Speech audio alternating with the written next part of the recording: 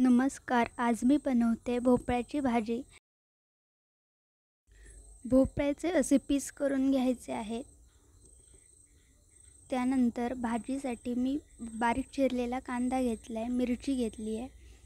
त्यानंतर एका भांड्यात तेल टाकायचं.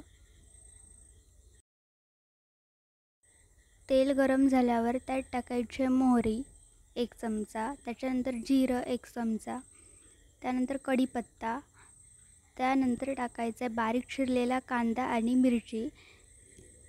कांदा भाजल्यावर त्यात टाकायची हळद. त्यानंतर आता मी भोपळ्याचे पीस करून ठेवले आहेत ते टाकून घेतले आहेत. आता यात टाकायचं आहे पाणी. त्यानंतर मीठ टाकून घ्यायचं. तर मी हे सर्व मिक्स करून घेते. आता यावर झाकण ठेवायचं आणि भोपळा शिजवून घ्यायचा. भोपळा शिजला की त्यात टाकायचं आहे ओलं खोबरं.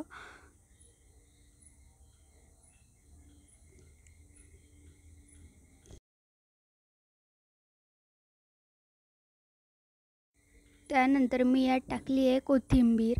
तर भोपळ्याची भाजी झटपट अशी रेडी झालेली आहे. तुम्ही पण ही भोपळ्याची भाजी नक्की बनवून बघा.